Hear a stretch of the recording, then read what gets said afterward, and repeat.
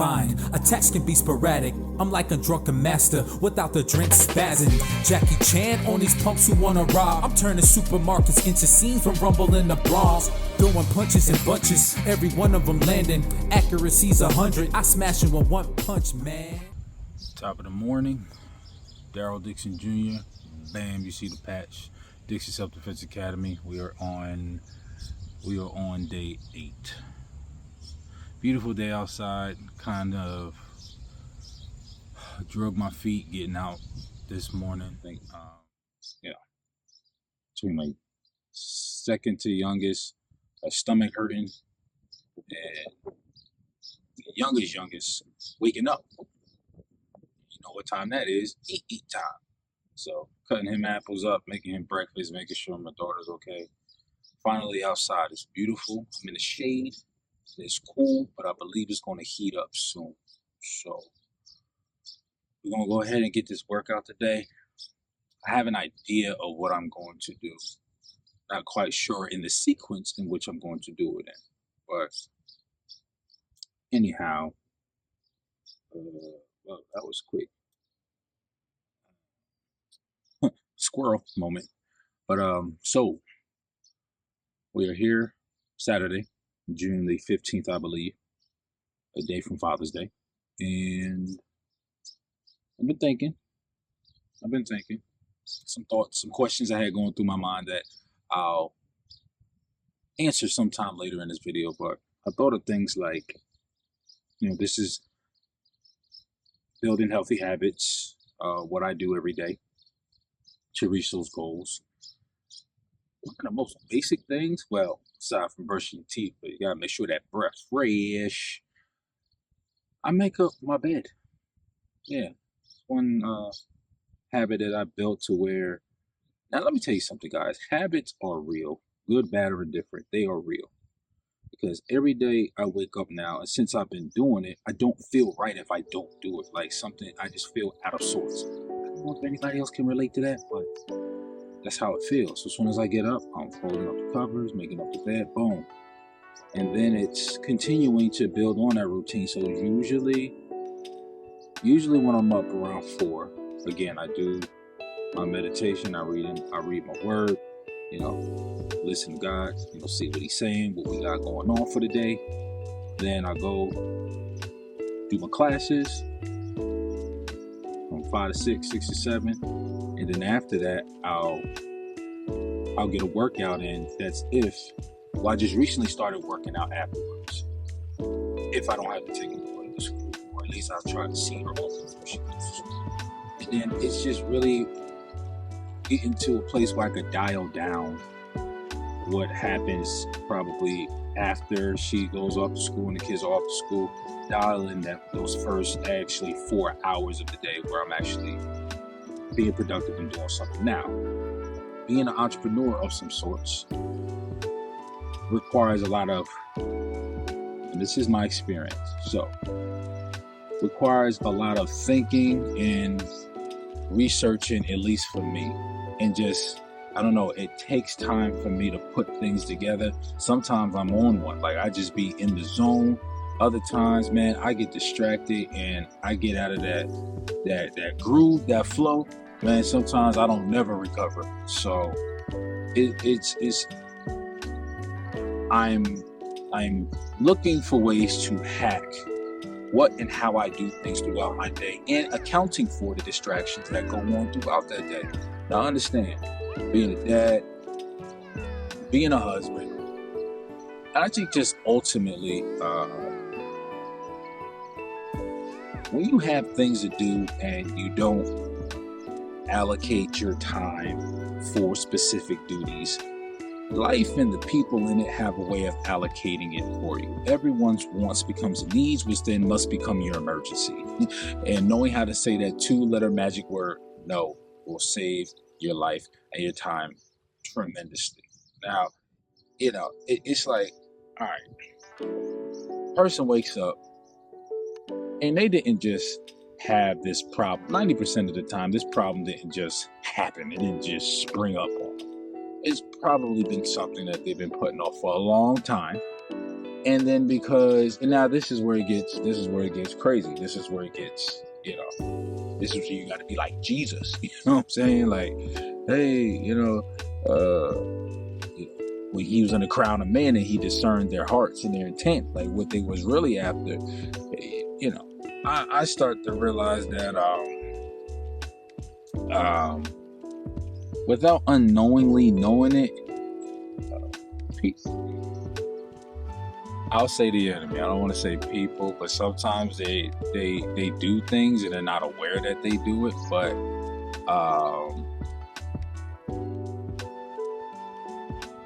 they after your time. Now, it doesn't matter if they're aware of it or not for it to be true. It's just the fact that if you had ample amount of time to do something and you forgot, now you are, and it's the same thing that goes with borrowing money, whatever. I feel like 8 times out of 10, most things that people need help with are rarely ever a true emergency. I think they spring out of forgetfulness, for neglect, for not making the proper preparations for the things they know that they need to do. Now, I said 8 out of 10 times, so that leaves that 20%. Now, that 20% of that work, if it is done, can and should account for the things that may come up that we might forget to do. And therefore, you make plans. And I personally, like, for example, whether I want to go out, step out, go handle some business or whatever, and it requires me to need to be by myself, meaning minus the children.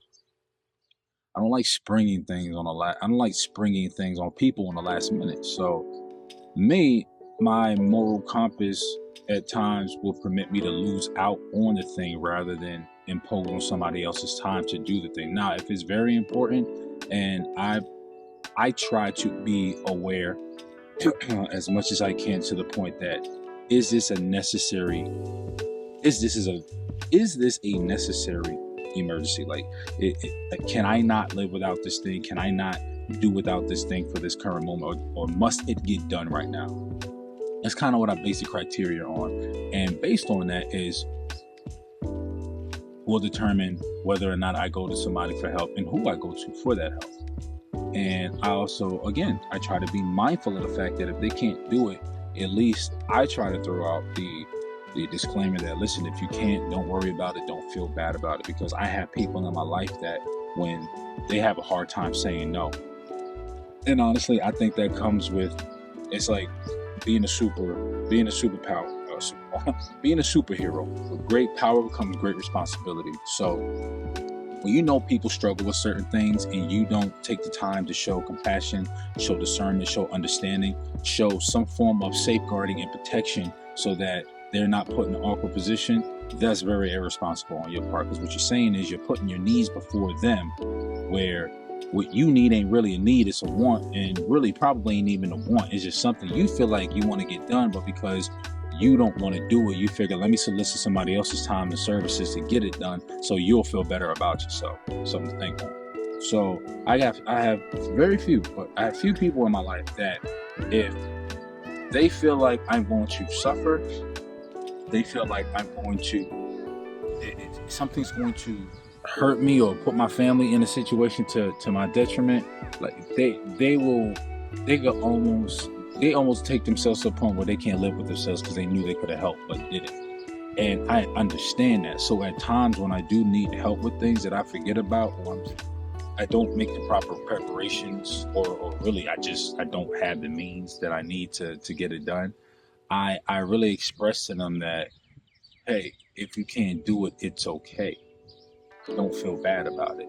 And then it's normally followed up with a, you sure? Because I can, for the most part, tell when, I don't care if that person they're not doing anything during the day. They didn't plan on doing anything during the day. But I come in to take a portion of that day that they can't ever get back to do something for me that I are unable to do because I'm out of any kind of resources or way to do it. B, fail to plan for it, and therefore I'm interrupting somebody else's time, or C, I'm just making the choice that I'm deciding that this is something that I want to do, and I'm too lazy to do it myself, and so I'm soliciting somebody else's services to do it. Rarely ever C, sometimes B, most of the times A. Could be wrong. But however, I will not go as so far as to inconvenience somebody, especially when they're willing to go way out the way to do something for me. So I'm like, look, if you can't, then hey, I'll find another way. But usually I go to that individual or individuals first because they're the most dependable. They're the ones that, now I know that they'll say yes, but if there's anybody that can aid me in the way that I need, that will bring the greatest benefit and result, it would be these individuals. And so with that being said, you got to protect your time. You can't help everybody, and not everybody needs help. Some people are just lazy and don't do the work. What kind of work would you say? What kind of work called thinking? The kind of work called planning ahead? The kind of work that says, let me sit down to see what's going to go on throughout my week, my day-to-day, things that I've experienced in the past that I wasn't prepared for, and let me make a game plan for that now. So when it comes up, I have the people, the things, the resources, and whatever I need in place to prevent that thing from either getting any worse, going any further, or happening at all altogether. But, that doesn't happen all the time. And so the former is what ends up happening. Oh man, I forgot. Hey, so yeah, and I love the ones who make it a, like, I really need this done. And sometimes you still got to say no, because in them situations, they got to learn. They got to learn that you've been this way for so long that you think it's normal. And every time I've said yes, I've enabled you, and there's been no change. So therefore, anytime you call me out of the blue for something, the answer is going to be no. Why? Because this is something, once again, that has a similar pattern of something that you should have planned in advance. But because you figure, oh, I'm going to do what I'm used to doing, I'm going to go call so-and-so, inconvenience them to do the thing I should have done, while you get to sit and go do your leisurely activities, which, again, that's irresponsible and very selfish. So we circling back around the cul-de-sac, going somewhere with this. So again, when it comes to waking up in the mornings, I know my son wakes up. Recently, he's been having some constipation issues, and I'm like, well, I know what that comes from. It comes from all of us in the house just giving him cookies and just giving him grown-up food, and his little baby belly can't process the food and break it down like we do, so he gets dehydrated and he can't poop. So I'm like, okay, we need to feed him some more fiber. So I need to make sure when he gets up in the morning, he has something full of fiber. What could I give him? Not apple juice, but actual apples.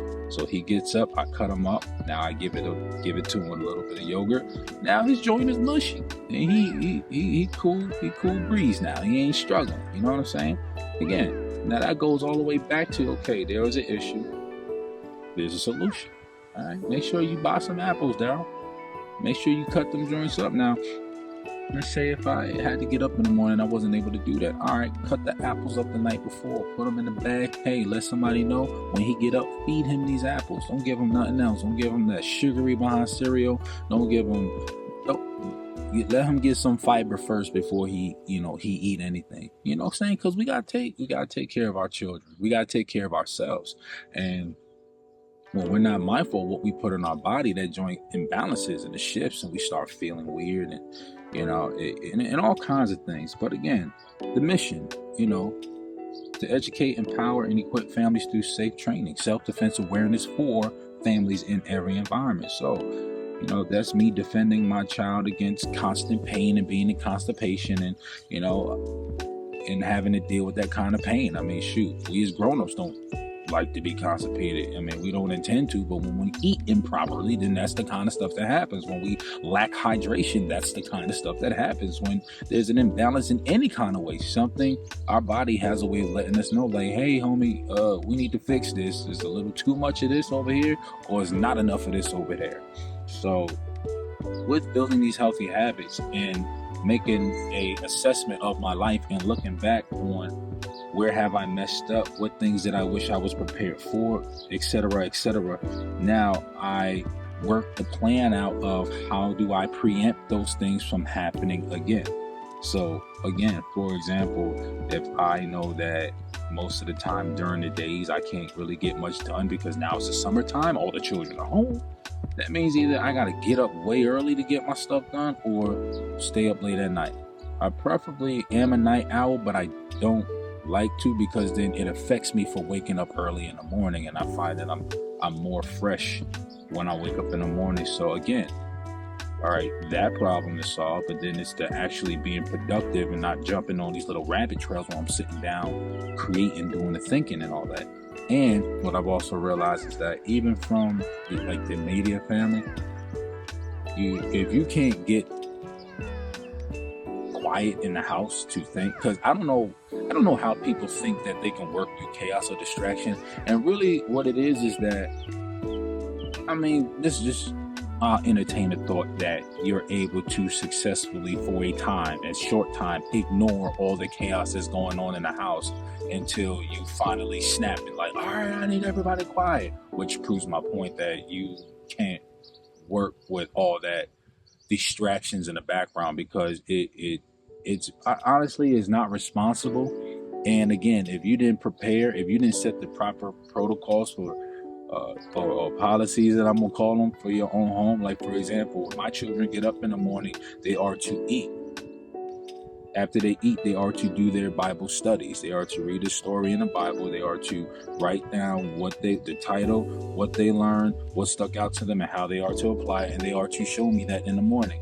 Then they must clean up and do their chores from the stuff that they failed to do the night before. And until they fulfill that criteria, they better not ask me to go on no devices. Now, is that always upheld? No, not by me per se, but still, I have to lay down a foundation so that way during the summertime when there's no school, they're not just running around amok with nothing to do, with no structure to go on.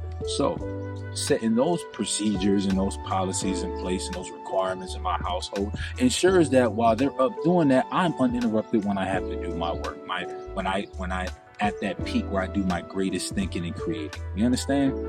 So that's how you defend against people imposing on your time, or since there's so much access to me because I'm there, everybody needs something. You know how kids are, daddy. And hey, I mean, they ain't asked to be here. I wanted them. You know what I'm saying? So I have to guide them and instruct them in the way that they need to go. So as they grow, they know, hey, daddy's in his mode. Don't distract them. Okay, wait a minute. Before I ask them, did I do X, Y, and Z? Yeah, you know what I'm saying? Giving them some structure, again, and this all plays into my point. Getting up this morning, and though it was a struggle to get out of the house, I had to make sure the kids were straight. Now that I'm out of the house and I'm doing this vlog here, these are part of the things that I attempt to do. Not try, but attempt, meaning I actually do it, and it might not work or turn out good all the time, but I did it. And then I just make some tweaks and minor adjustments here and there. So this is part of that journey of protecting my health, my time, my family, by thinking of ways that we can work and thrive efficiently in our day-to-day. And honestly, the more excuses we make for things being subpar, the more excuses the more allowance we make to justify ourselves not putting in 100% effort. I mean, again, that is a habit you're building. So every time you do something and you know you didn't give it your all, and it's like, oh well, it didn't work out, I tried. That's lazy. That's a bad habit, because now, for me, how I do one thing is how I do everything. I said for me. So if I'm dishonest in one area, then more than likely it's going to spread to other areas. If I show integrity in one area, I'm going to show integrity in all the other areas. Now, I mean, this is not common sense to everybody, so I'll label it as uncommon sense. Why do things that will compromise your integrity for you to have to be in question about your integrity? Why do the things opposite of the good habits that will introduce those tendencies to fall back into those habits that you're trying so hard to break? You understand? Like, why, if you're walking, and this is something I hear a lot, so I'm probably gonna get some clap back for this, but whatever. When we talk about this whole walking in my truth, that's a bunch of crock. Because first of all, the problem with your individual truth is that you're always able to move the goalpost. When it doesn't suit you, just move it. When it doesn't benefit you, you just scale it back. You know what I'm saying? When it does, you scale it forward. So the boundary lines are always being pushed. So it's really not, I mean, it is your truth, but it's AKA your lie as well. Because when somebody else comes with a truth that isn't based or founded upon their own ideology of what they think and how they feel about life, but a greater truth that has always been here, that stood the test of time, it has never changed for nobody, it will never change for anybody, that's just the way it is, because someone greater than us, i.e. God, has established a way for us to live. Then that's where the complications come. That's where the rubber meets the road, as they say. It's like, so I choose to live XYZ, but then those choices come with consequences, good, bad, or indifferent, which we have a way of choosing to live with, and hey, to each his own. But at the end of the day, if it's not the best life, if it's not the best choice, if it's not the best thing that God has for you, but how would you know that if it's all about your truth? So in all honesty, I don't even get into all of that, because your truth is AKA the thing I feel justified in doing because it makes me feel good about me. It satisfies my flesh. Like, and normally those times, man, in all honesty, I think, I could be wrong, but people who talk about walking in their truth usually are not accountable to it. They're not accountable to people who are really speaking to their life and let them know what's what, in all honesty. Like, anytime that, oh, this is my truth, usually that's very selfish and self-centered, because that truth only applies to you. And if it disrupts the ecosystem in your life, if it causes people to not rock with you, and hey, again, to each his own. But it's like, if your truth is costing you opportunities and relationships because it really isn't a truth, it's just a very narrow way of living that you prefer not to live outside of, then it's like, you can't expect the world to, rock with that. You know what I'm saying? But again, when I'm capitulating to a truth that is greater than myself, that says if I do X, Y, Z, then you can guarantee this is going to happen, then it don't matter what the world try and do. It don't matter what the people when they try to do, because I got somebody backing me that's greater than all of them, and it's going to happen regardless. Now, that's a conviction that 40 years on this earth had to be built and cultivated to that. I didn't just come out the womb with that. You know what I'm saying? So again, that truth extends to keeping my body healthy, keeping my temple healthy, learning from the mistakes of my family. Okay, if they don't take care of themselves, I have a family with a history of high blood pressure and arthritis, and I got to figure out what they've been doing all these years and generations so that I don't do that, and therefore break that cycle and my kids don't do that. You know what I'm saying? It's defending your family against or from the situations in previous generations that did not benefit us.